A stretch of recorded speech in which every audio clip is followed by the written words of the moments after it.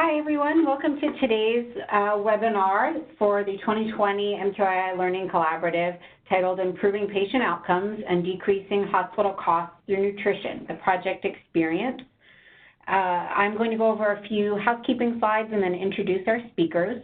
As a reminder, everyone's lines will be muted today. If you do have any technical questions, you can use the chat function, which you'll find in the top right-hand corner, or also communicate with us through the chat function in the bottom middle of your screen.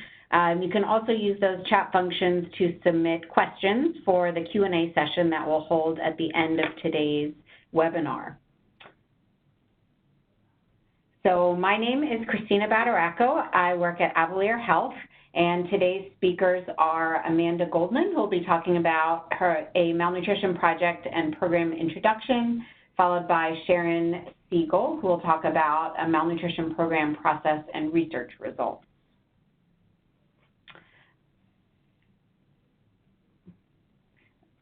So Amanda Goldman is the healthcare industry sales strategist for Gordon Food Service, where she uses her background to serve as a segment customer, operational, and financial subject matter expert for the National Healthcare Sales Team. Prior to this position, Amanda was the system director for the Catholic Health Initiative's Food and Nutrition Services National Program, where she led quality and patient experience initiatives and implemented a comprehensive malnutrition program. Concurrently, she worked as the Director of Diabetes and Nutrition Care for CHI St. Joseph Health in Kentucky. Amanda volunteers as the Director of Business Development in the Management and Food and Nutrition Systems Dietetic Practice Group. She's a past chair of that professional group. Also, she is a past president of the Kentucky Academy of Nutrition and Dietetics and has remained active on the state board in various roles.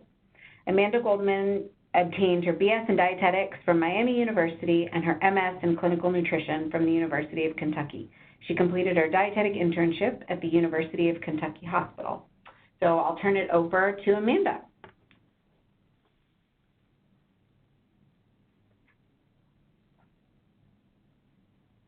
Today, we really appreciate the opportunity. And today I'll be discussing the significance of a comprehensive malnutrition program and its impact on clinical outcomes in the acute care setting, reviewing some recommendations for helping to build an interdisciplinary project team, and then also explaining the importance of accurate documentation. And I'd like to mention, I know it was said a second ago, but I currently work for Gordon Food Service and just started with that organization, which is a fabulous organization a few months ago. For 16 years, though, I did work for Catholic Health Initiative, and the last 5 years of that role, I was in a system director position. And with that, the malnutrition program really became a passion of mine in terms of helping to implement that process and that project. I really enjoyed working with all of our teams, working with our clinical nutrition managers across our enterprise, as well as all of our clinical dietitians. So to get started, few things about Catholic Health Initiative. CHI is a national nonprofit, faith-based Catholic healthcare system. There are CHI facilities located in about 18 states through 100 hospitals, critical access facilities, as well as clinics. Over 90,000 employees, and it's also one of the nation's largest healthcare systems. One of the missions of CHI is continually striving to build healthier communities. And I also would like to mention that in February of 2019, CHI did merge with Dignity Health, and the overall company now is called Common Spirit Health.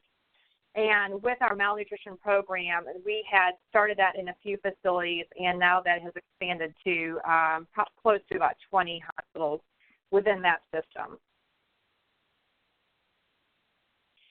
So starting back when we were first beginning a Food and Nutrition Services national program, it was really our goal to standardize food and nutrition services departments across our CHI enterprise with a focus on standardizing menus, standardizing processes, helping to decrease costs, becoming more efficient, and then also increasing patient satisfaction. And so we started that whole program back in 2013. And then it was really a couple of years later that we started the work with our malnutrition process and program.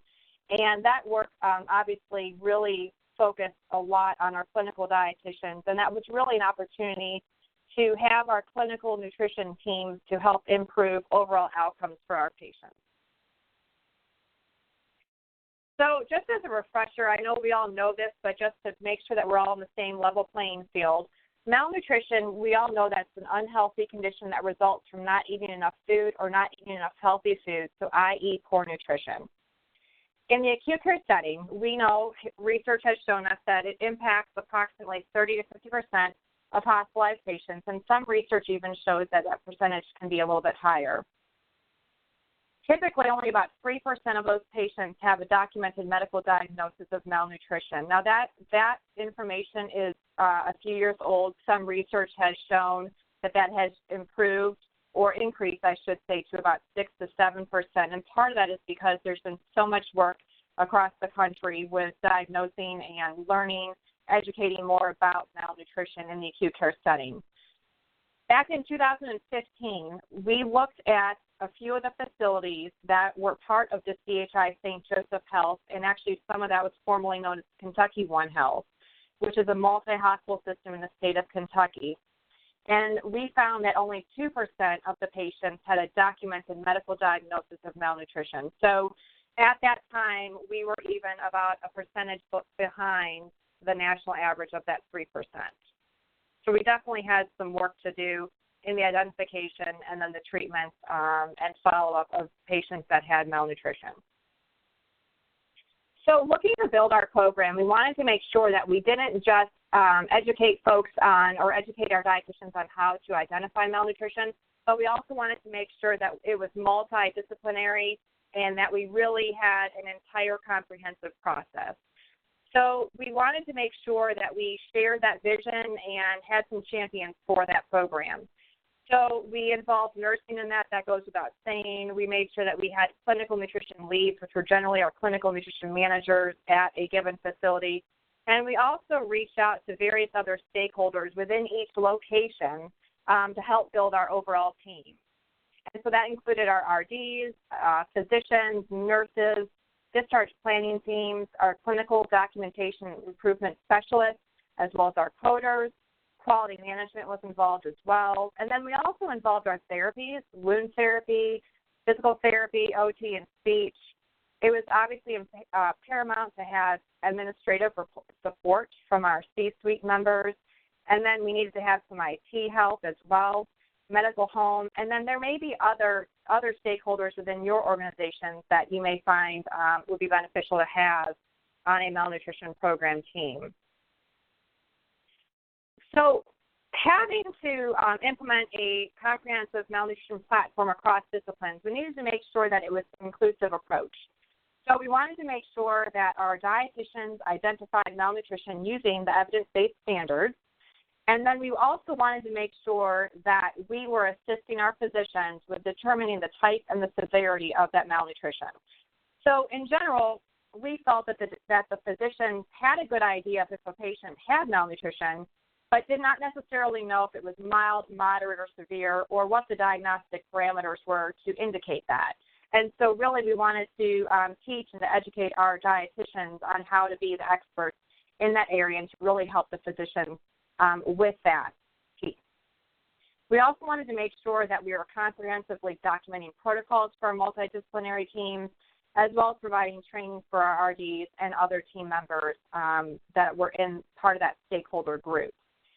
And it's important to mention, too, that the malnutrition platform complemented and it linked to the use of the standardized malnutrition screening tool. We did have that in place in these facilities. I will say that we do have some facilities in the CHI enterprise that did not have the MST screening tool in place at the time, and that's been something that has been worked on. And I know Sharon's going to talk a little bit more about the MST tool a little bit later on in her section. So some additional benefits of having a comprehensive malnutrition platform, obviously we know that our clinical dietitians will increase their skill set with which to provide improved patient care. And again, we really wanted them to be the malnutrition experts in each location. So we wanted everyone to know that they had a resource that they could go to, and really it was the RD that was able to identify that.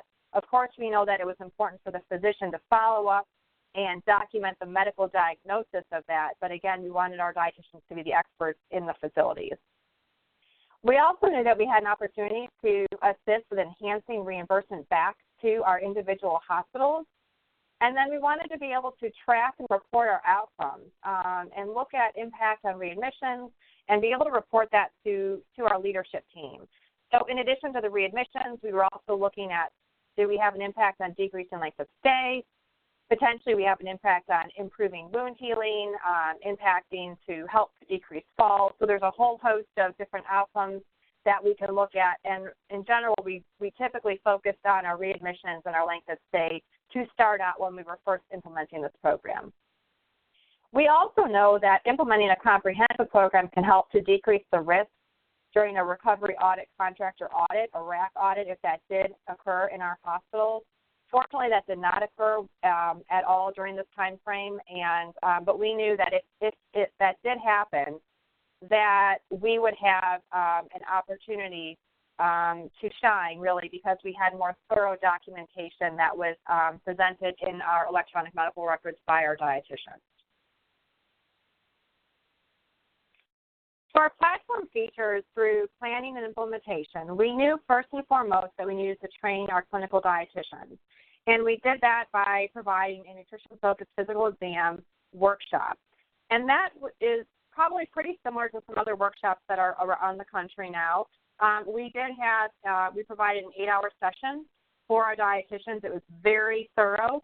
It had about a 4-hour classroom training style, and then it had a hands-on skills training, so a hands-on workshop for that, where each dietitian, they were paired off, and they were actually able to practice identifying the diagnostic parameters for malnutrition. And that was very helpful and very beneficial for our RDs to make them feel very comfortable when they were actually up on the floors and identifying on actual patients.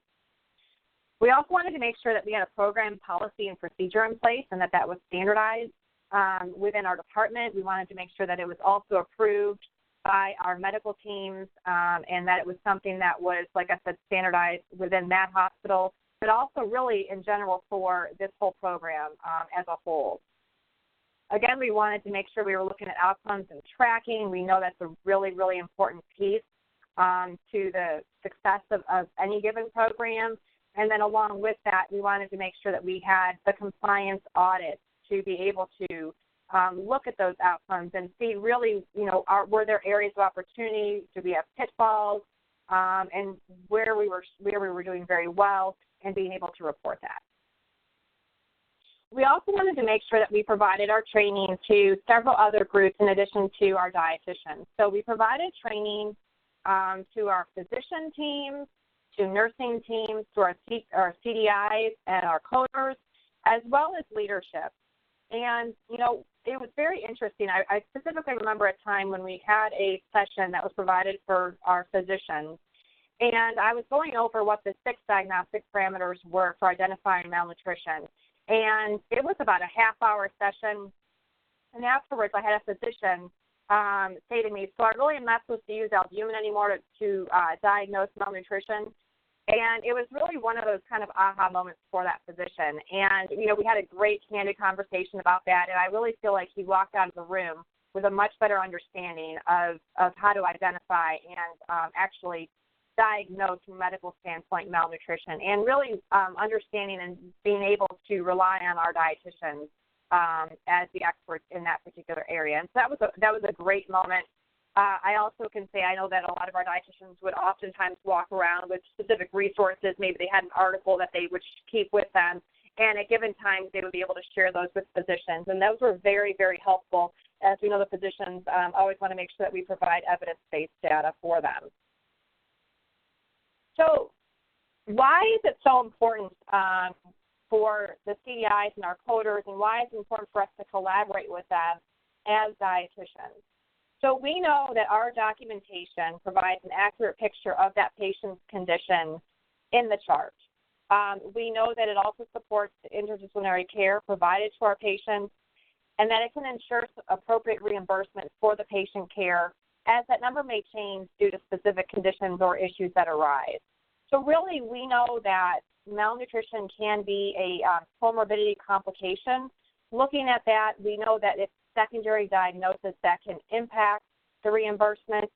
And want to make sure to mention that we knew that we would be able to have a potential impact, a positive impact in the reimbursement back to our hospitals, but that the financial piece was not the focus. Our focus was clearly on clinical outcomes and really how we can improve those for our patient population. It was nice to have that enhanced reimbursement, other than, one thing, and I would always tell our dietitians, the one way that food and nutrition services departments can bring in revenue to a hospital generally is through the cafeterias. And so this was a really nice way that our clinical teams were able to assist with that by enhancing the reimbursement. But again, we really wanted to focus on those outcomes. Were we impacting length of stay, readmissions, and healing rates? And that's really what our focus was. So with any program, we wanted to make sure that it was effective. We wanted to make sure that we completed our performance improvement, tracked our outcomes. So we kind of followed the plan, do, check, act method. If you're implementing a program like this, how will you maintain the integrity of that program? How are you going to ensure that you've got the proper monitoring in place? And so we wanted to make sure, again, that we recognize our areas of opportunity. When we did our audit, is the clinical team, are they documenting the characteristics appropriately, consistently? Are they using standardized nutrition language? Does the audit tool that was being used, is it making sure to be pretty comprehensive? Is it looking at just the clinical charting?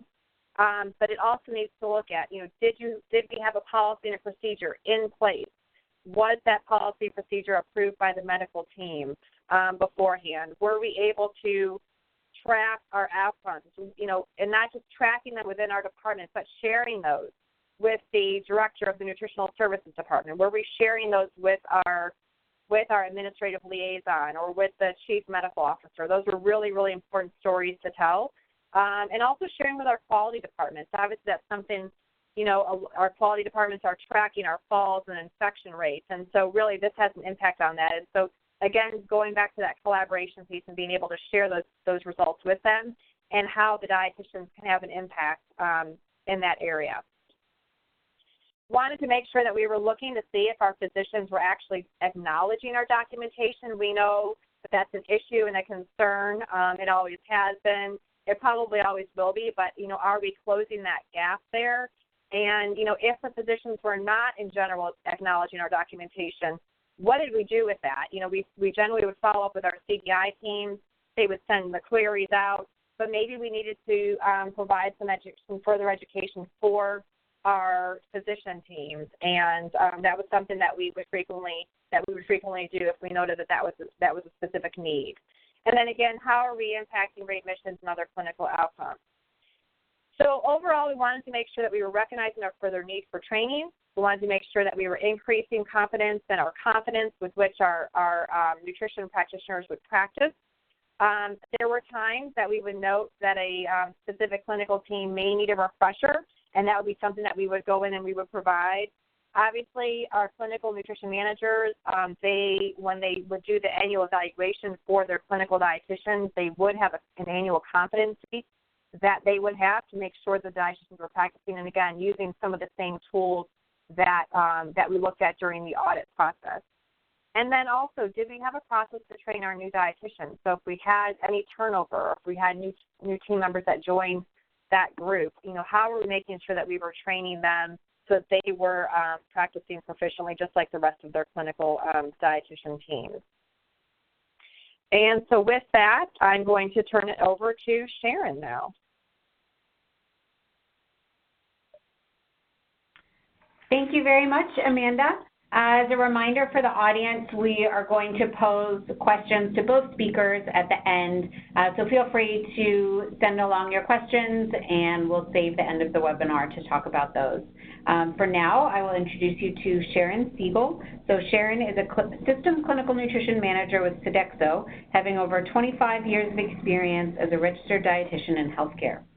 She leads the clinical nutrition team of inpatient and outpatient dietitians at University of Louisville Health, located in Central Kentucky. She currently serves as the secretary of the Kentucky Society for Parenteral and Enteral Nutrition. She earned a Bachelor of Science degree in Nutrition and Dietetics from Louisiana State University. Sharon, I'll hand it over to you. Thank you very much, and good afternoon, everybody. Today, I will be discussing the following program objectives.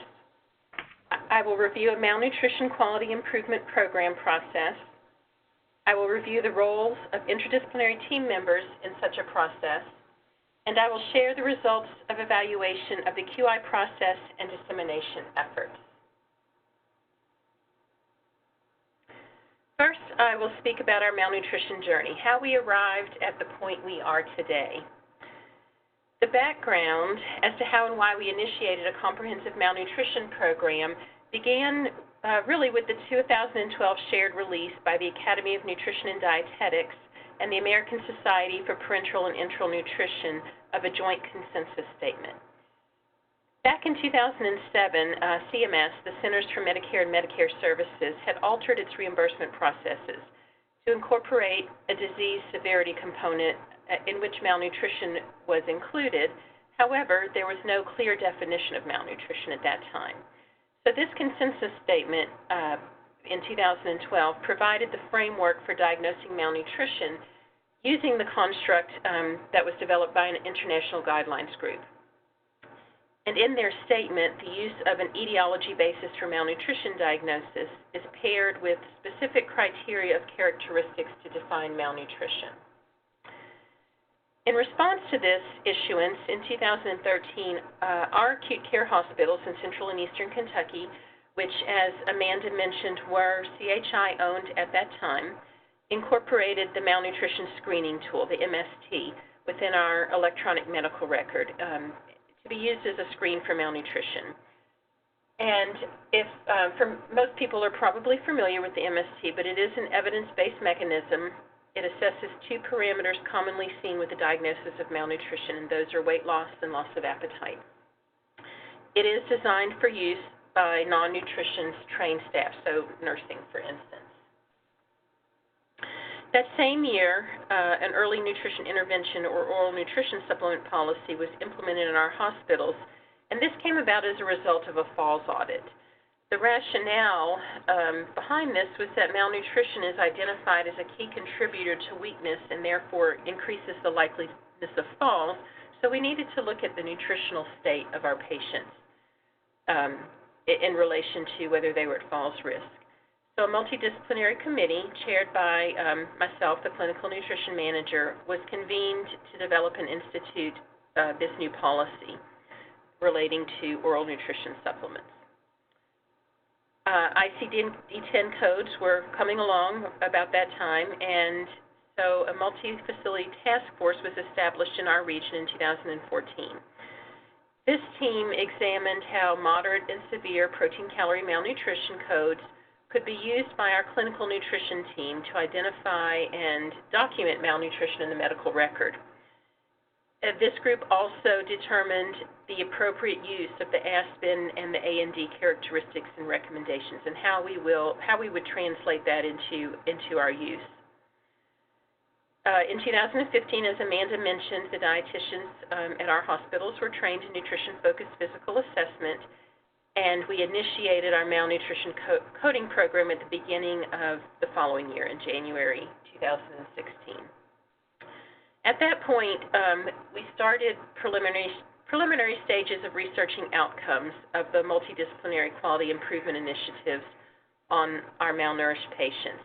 And this was to validate our interventions. And I'll speak to this a little bit later, but it culminated in publication of our results in 2018 and 2019.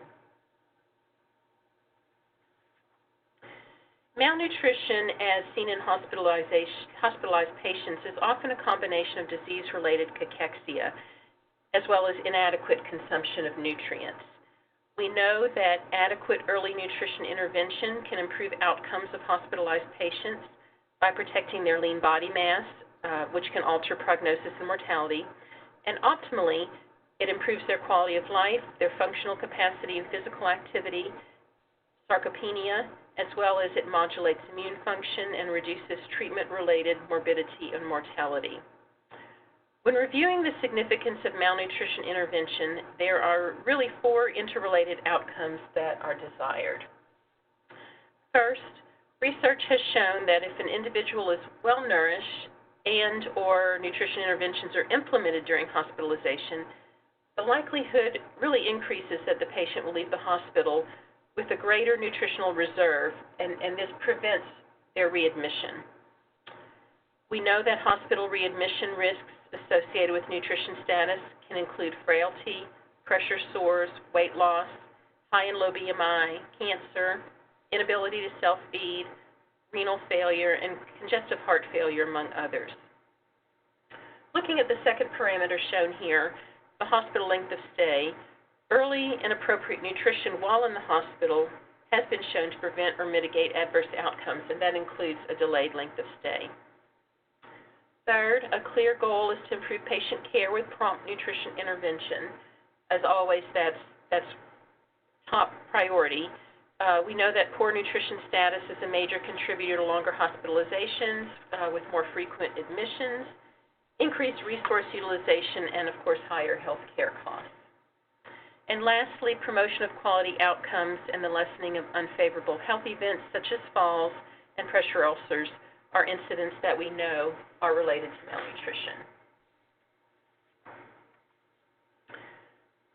When determining a process for addressing malnutrition, there are 3 phases to consider. Our purposes are to identify patients who are malnourished or at risk of malnutrition, to quickly implement interventions that will positively impact quality of life, and to provide plans for ongoing nutrition therapy following discharge.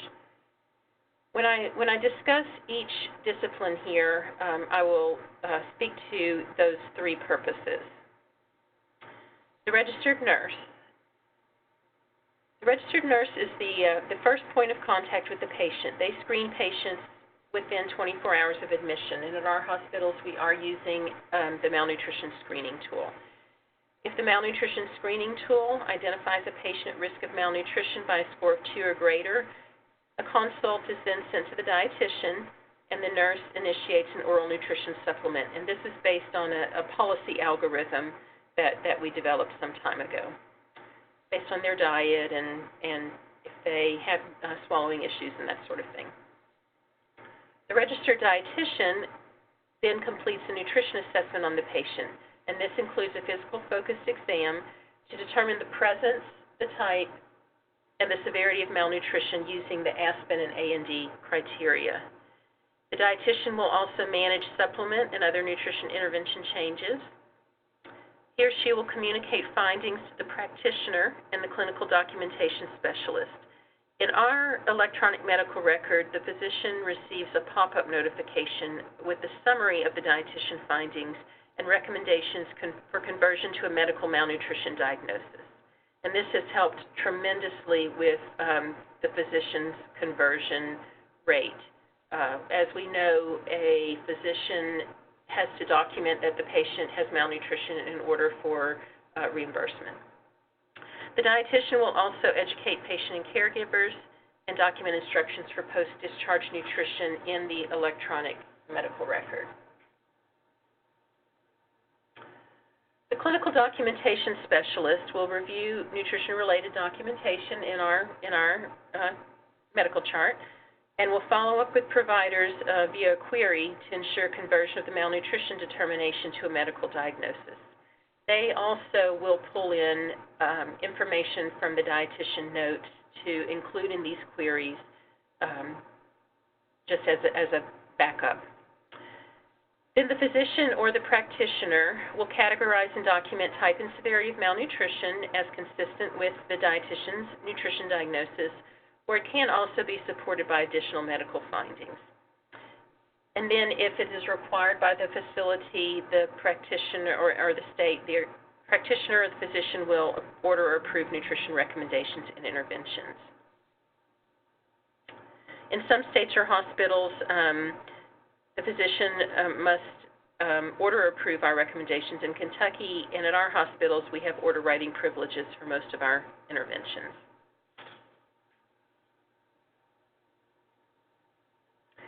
Compliance monitoring and auditing, this is an extremely important component of any quality program. We have a report available through our medical record, which is Cerner at our facilities, to assist with auditing compliance of ordering the oral nutrition supplement piece, as well as tracking malnutrition coding and then conversion rates. The clinical nutrition manager can view the patient's malnutrition screening tool scores by date range, can also view oral nutrition supplements and diet orders by date, time, and type. And the manager can additionally see active malnutrition diagnoses to track interventions and conversion to medical diagnoses.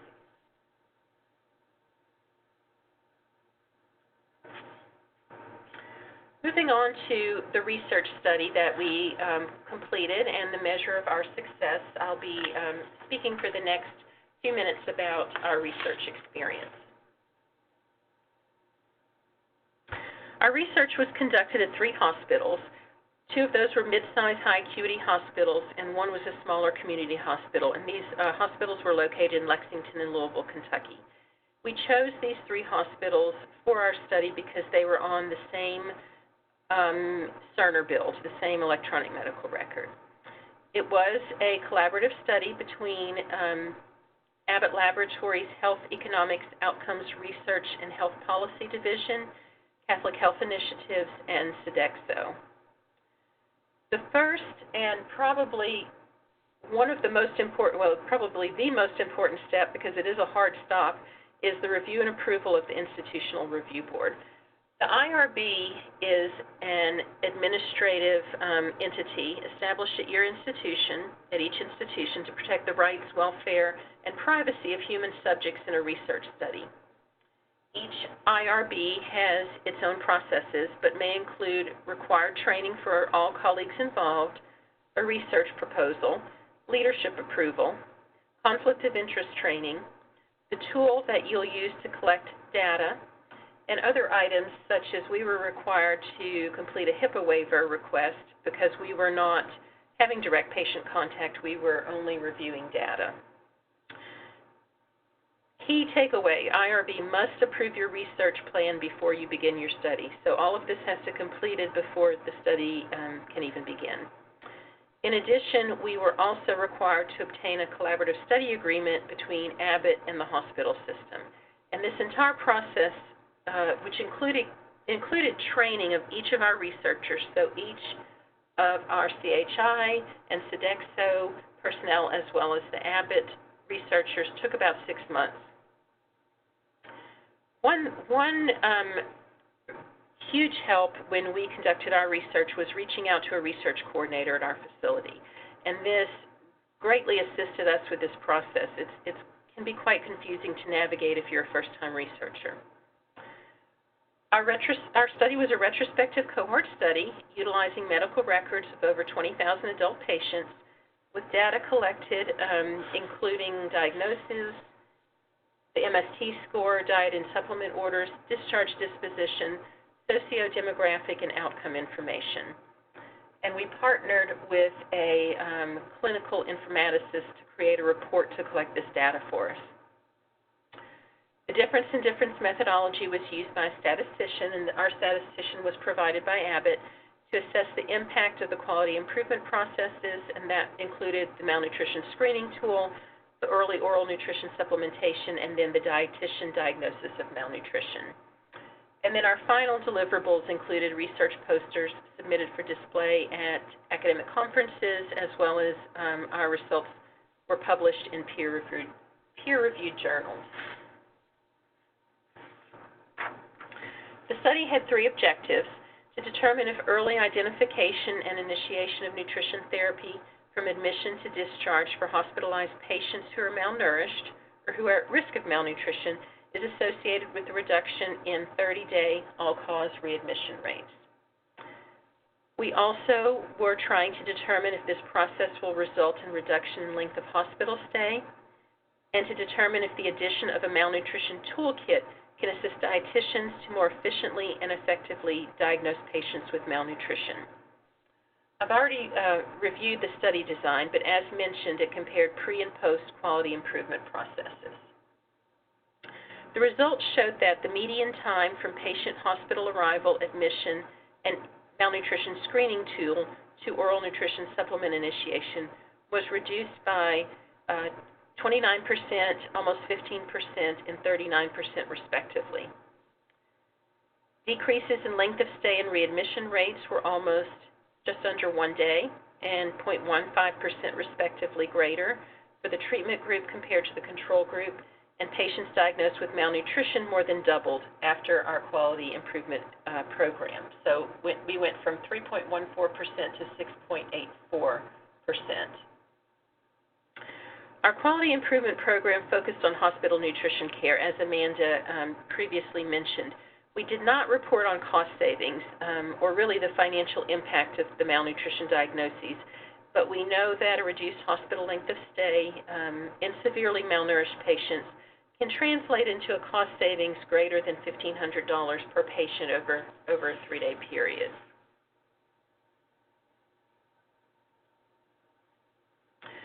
Our research results were presented at 3 poster sessions, as noted, the International Society for Pharmacoeconomics and Outcomes Research, Academy Health, and then at FNCE, the Food and Nutrition Conference and Expo in late 2018. Our results were also issued in 2 professional journals, the Journal of Nursing Care Quality and then the Journal of the Academy of Nutrition and Dietetics. And these publications were in 2019. And then in addition to the article that was published in the Journal of Nursing Care Quality, we also produced a video to promote this article, and this is an option that the journal did provide. It was very interesting to do. It was fun, and we included all of the pertinent people. So we even had our clinical clinical informaticists that collect our data for us, the medical directors from each of the facilities had a little interviewed part, some of our nursing managers. So it was very interesting and very much an opportunity to promote our research. So overall, it was a very rewarding experience to corroborate that what we were doing to improve patient care significantly improved outcomes. And again, as a validation that that our clinical nutrition teams, our dietitians, have increased their skill set and are really contributing directly to improvement in patient care.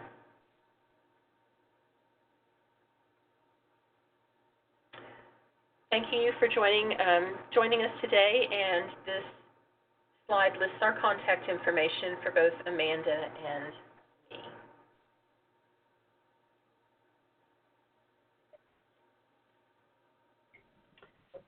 Okay, thank you so much, Sharon, for sharing your experience. We're going to move into our question and answer session now. So let's see, I will start with the question for Amanda, and certainly, Sharon, if you have anything to add, feel free. So Amanda, how did you design the trainings for your other team members? Also, did they vary by location, acknowledging the variability in the patient population across the different locations?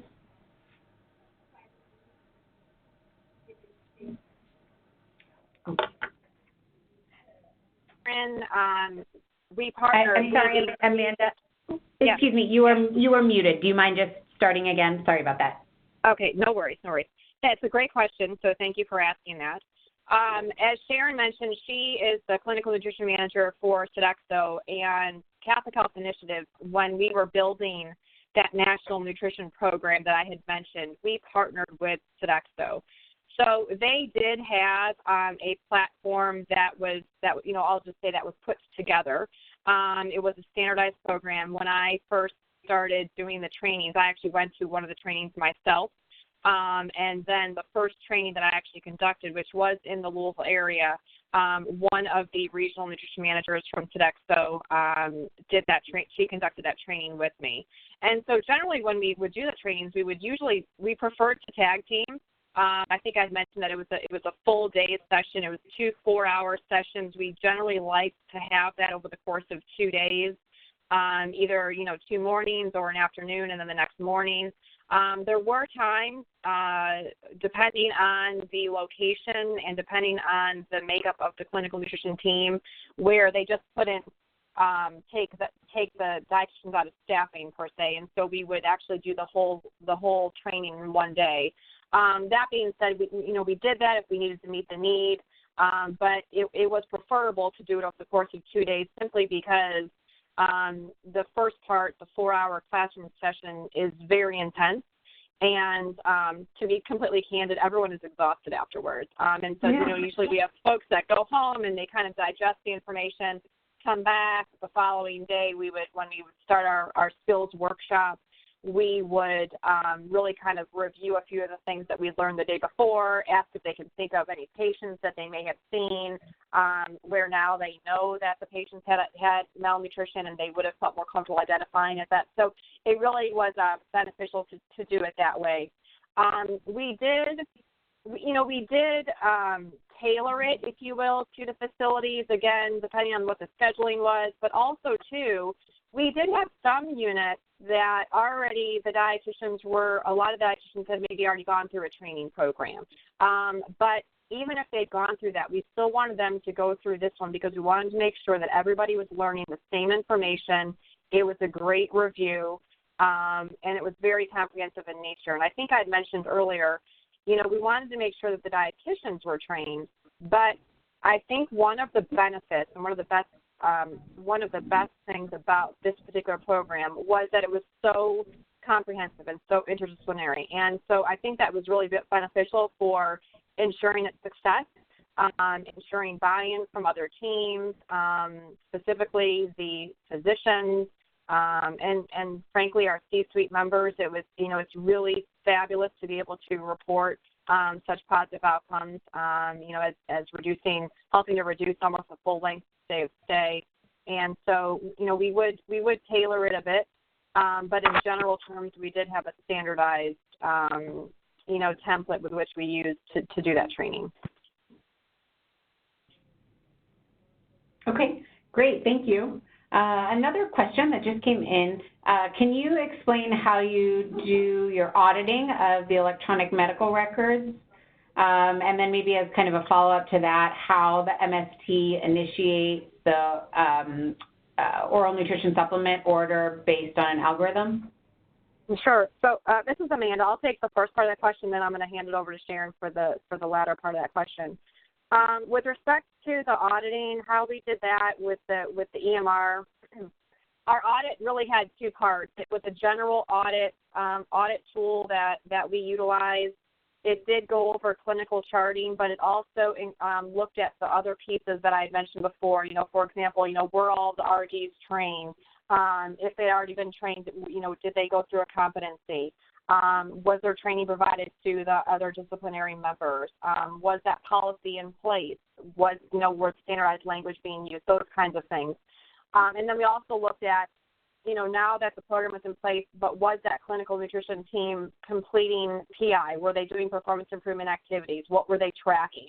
So again, not just to make sure that they can identify malnutrition, but what were the whole, we wanted to really make an impact within that hospital and with overall patient care. So it was very important, that PI piece.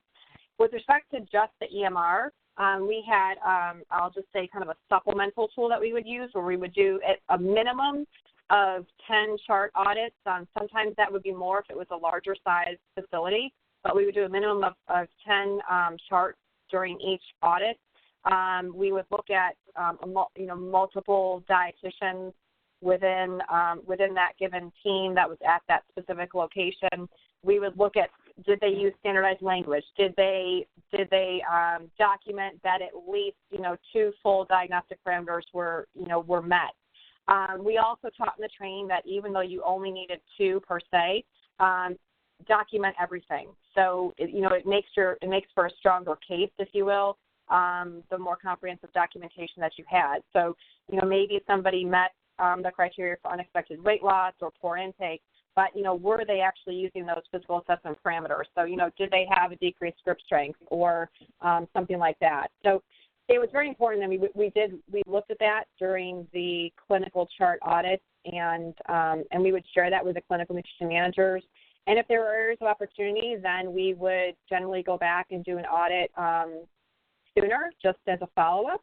And if everything was going very well, which generally I'm happy to report that it did. We usually had very, very good reports on those audits, but generally we would do those on an annual basis.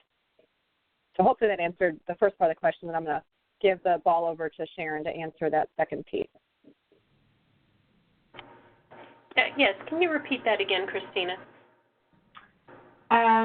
Yeah, so it was how does the MST, I'm sorry, can we pull up the question? How does the MST lead to the oral nutrition supplement order? Yes, I'm sorry. Okay, so how does the MST initiate the oral nutrition supplement order based on an algorithm? Okay, so we actually initiated the oral nutrition supplement piece before we initiated the MST. And when the MST was added to our medical record, it unfortunately at the moment the two pieces don't tie automatically into each other at this time. But the nurse is triggered when the patient's MST score is 2 or greater to order an automatic oral nutrition supplement twice a day. We have a policy that was developed, again, before we implemented the MST, that has an algorithm based on the patient's diet, if they are on thickened liquids, various things. And it's really just to get the patient started on some sort of nutrition until the dietitian has a chance to see the patient. Because in some of our, especially our smaller facilities, the patient may come in on a Saturday morning or Saturday afternoon, and the dietitian won't see that patient till Monday. And so you've lost 2 days worth of where the patient could be getting some additional nutrition. And this is why we instituted it. Then once the dietitian is able to assess the patient, they may decide that, talk to the patient, they may decide that a different nutrition intervention would be better, a different type of supplement. They're the experts, and they'll look at the total patient's chart. But again, it's just a method to get some sort of nutrition in that patient based on the fact that they are at risk of being malnourished. The MST doesn't automatically say that the patient is malnourished. They're at risk of being malnourished. So once the dietitian assesses that patient, they'll have an opportunity to change the interventions. But in the meantime, 2 days worth of a supplement will certainly not hurt somebody who may or may not be malnourished, and it will definitely help. And that's the theory behind it, or the thinking behind it. Okay, thank you, Sharon. Another question that just came in, maybe more so for Amanda. Did you train the doctors, nursing, CDI, and coaches and leadership in comprehensive NFPE? And then if so, how did you plan this logistically? That's also a great question. So thank you for asking that, because I'll be able to clarify just a bit. So again, the training that we did for the RDs, that was an 8-hour training. The training that we did for the other team members was generally an hour. So it was a much condensed version of the training. We went over the diagnostic parameters. We went over also, how prevalent malnutrition is in acute care, and recognizing that and how to work together. So it was definitely a condensed version of it. We did offer that whenever we were going to implement the comprehensive malnutrition platform. We would like to provide that training pretty much right before, I'd like to say, we kind of went live with the program, just so that we would have that knowledge base, that education would be very recent. Now, that being said, when we first had a location that we had identified that we wanted to implement that program in, it was necessary that we spoke with, obviously, the administrative members of that location, as well as chief medical officer and those types of positions. So oftentimes we would go in and we would do a presentation for the C-suite.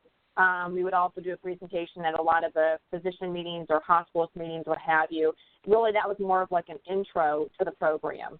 Kind of hit the high points of really what the goals were, how we're going to do it, that we're going to train all these different folks, and then, what we were going to be tracking. And then the actual 1-hour training that we did, we oftentimes, we would always offer it to the physicians. A lot of times we would offer a separate one to them to enhance attendance. Sometimes I would try to make sure, if at all possible, to provide the training maybe during one of the regularly scheduled meetings so that, kind of by default, you would have more physicians there, and that was very helpful. And then when we did the training for nursing and for CDIs, I would, similar like we were talking about with the stakeholders, we would try our best to communicate that with leadership of those areas so that they could help, with buy-in and help to get their staff members to come to the training. Similarly, we would provide some of the times during a regularly scheduled nursing meeting, and then we would also offer it multiple times. So to make, knowing that they, coverage can be difficult, we wanted to make sure that we were able to provide enough options for the nurses to go to, knowing that we need to have the bulk of them obviously on the floors doing patient care. So a lot of times when we were getting ready to go live, we would offer, 2 or 3 different sessions of which they could go to. The other important piece that I want to mention is we did offer a CE, a continuing education, for nursing staff members, and that was also helpful to get them to attend that program. So I would definitely recommend applying for CE if you're able to do so. Additionally, too, we have the dietitians are really integral in ongoing education, and they provide a lot of the education to newer physicians, newer nurses that have come along. We've had additional training in critical care service line meetings and things like that. So that the dietitians are very good at educating on the floors when they need to.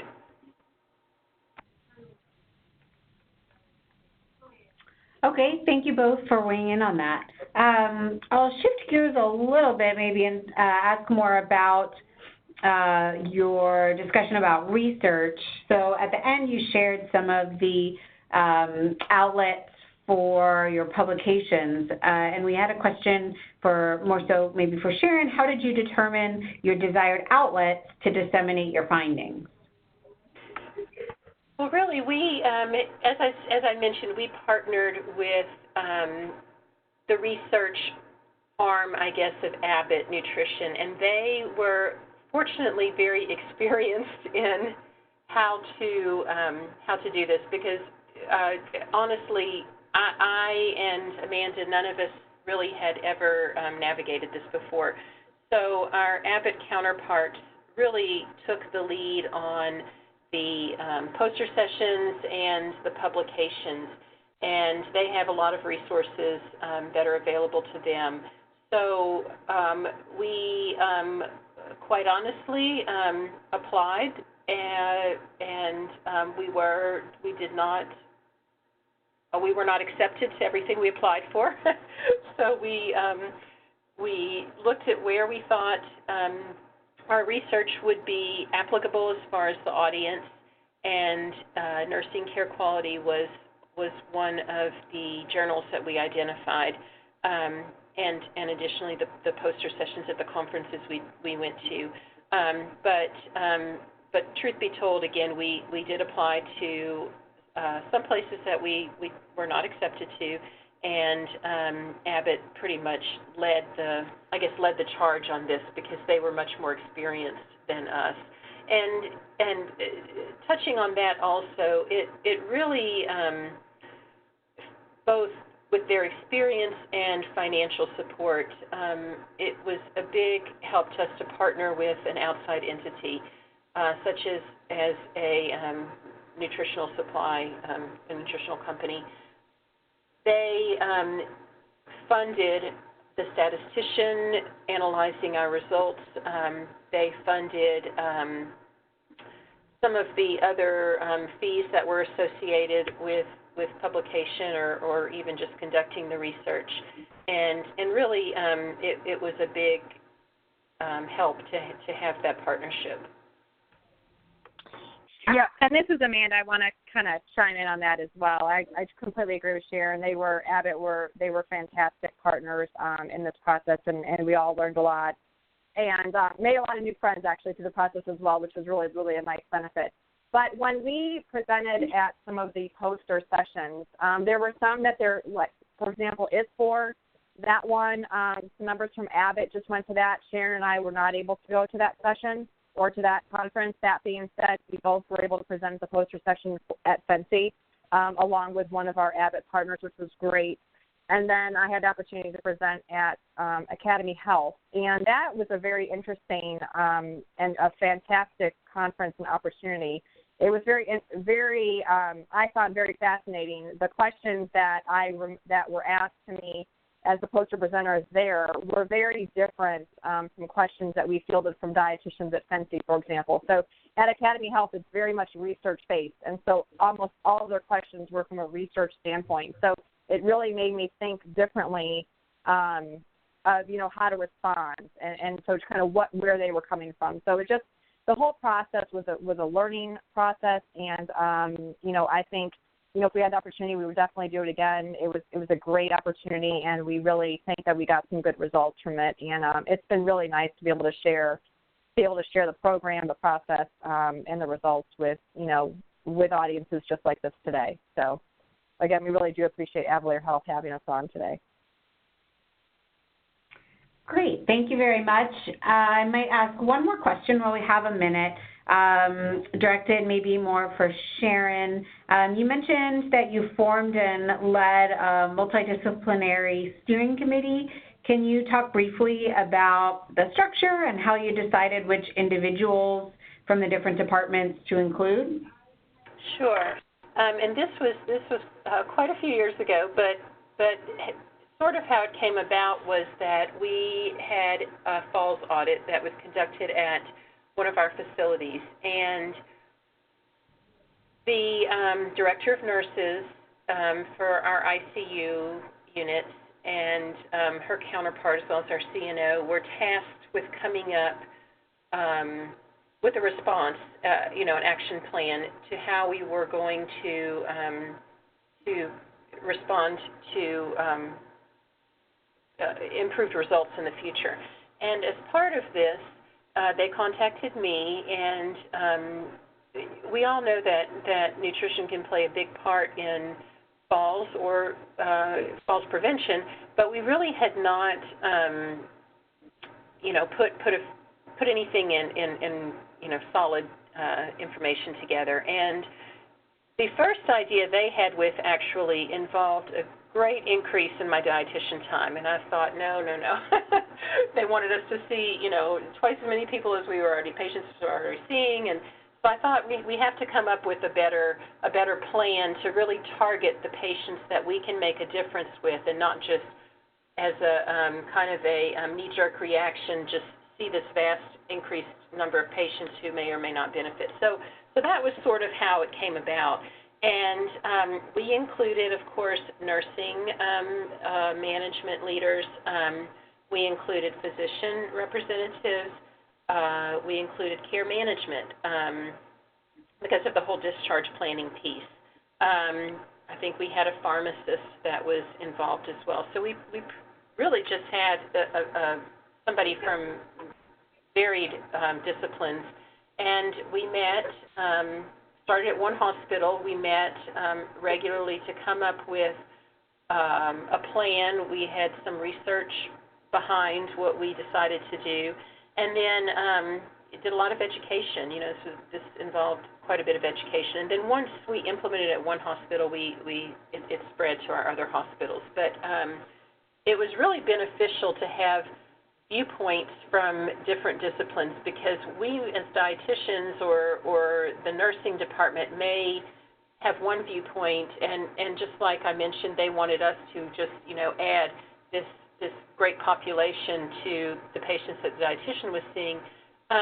We may be, thinking that something may be very easy for another discipline to do, and there's really consequences. So that's why we felt like we needed to have sit-down team meetings, this task force, to develop a plan that would directly impact what we were trying to impact and come up with some good results. So that's sort of how it came about.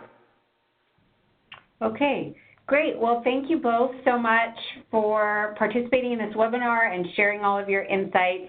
We really appreciate your time. Thank you to all the attendees on the call for joining as well and for submitting your questions. As a reminder, we will send a follow-up email within the next couple of days with the slides, recording, and information for the continuing education unit for our dietitians, and we will also post this online on the MQii website within a few days.